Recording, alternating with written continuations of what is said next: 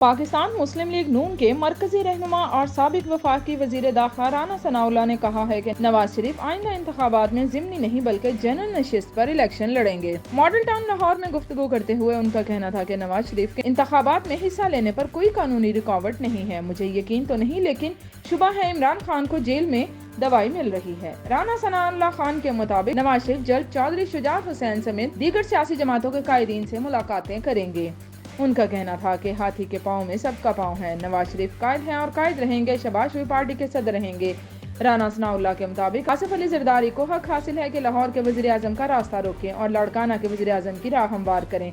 उन्होंने कहा कि मईशत की बहाली के लिए 9 मई के टोले को निकाल कर PTI वालों से बातचीत के लिए तैयार हैं। साबिक वज़ीर दाखिला का कहना था कि फराह बीबी करप्शन 2+2 वाला मामला है। पहले भी सबूत अवाम के सामने रखे, 60 अरब रुपए की रकम पाकिस्तान भिजवाई। उन्होंने कहा कि फराह गोगी को बैरून मुल्क से वापस लाने का मुल्की व गैर मुल्की कानूनी तरीका कार है। इस पर तहकीकाती इदारे काम कर रहे हैं। एक सवाल के जवाब में उनका कहना था कि इमरान खान को ऊँटनी का दूध दें, शहद, हिरन या देसी मुर्ग दें, इस पर एतराज नहीं। हमारा ये ज़र्फ नहीं, इनकी जेल में अद्वियात व खाना बंद कर दें। राना सनाउल्लाह का कहना था कि हमारा PTI चेयरमैन से सवाल है कि वो कहते रहे जेल में कोई क्लास नहीं होनी चाहिए बल्कि सब क्लास खत्म कर देनी चाहिए। इमरान खान अडियाला जेल में देख लें, जो इनके साथ सलूक हुआ वही सलूक दूसरों के साथ भी हुआ।